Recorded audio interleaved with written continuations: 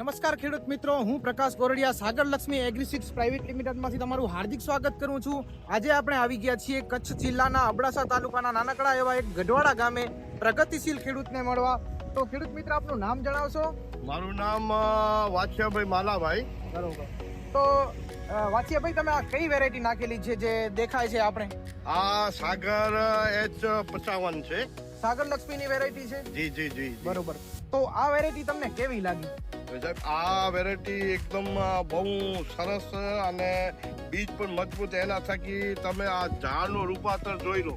આ કેટલો બધો માલ છે, એમાંથી આ વળી ગયો છે, એટલો માલ એમાં આવી ગયો છે. બરોબર. આનો દાણો તમને કેવો લાગ્યો? એમ દાણો જુઓ, આ છે ને એકદમ મજબૂત દાણો. આપ જોઈ શકો છો. તમે જોઈ શકો છો પોતે જ બાજુમાં એકદમ દાણો. આ દાણો બરોબર, એકદમ, માળાઓ બેઠી છે. એકદમ 100% અને દાણો મજબૂત છે, બહુ મોટો દાણો છે.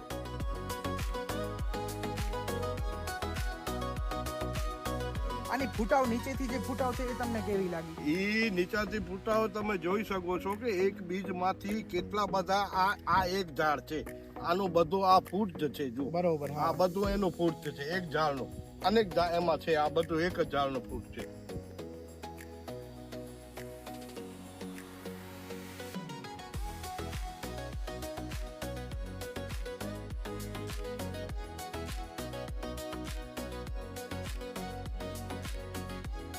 માલથી વળી ગયો છે, એટલો એમાં દાણો આવી ગયો. તો વાછિયાભાઈ, જે બીજા અહીંયાથી ખેડૂત પસાર થતા હોય છે કે તમને કોઈ પૂછે છે કે આ કઈ વેરાયટી છે જે માલ એકદમ જોરદાર પકડ્યું છે અને સારી ઊભી છે? તો હા સાહેબ, એ તો અહીંયા ઘણા લોકો આવે છે જોવા માટે અને કહે છે કે ભાઈ તમે આ કયું બીજ વાવ્યું છે.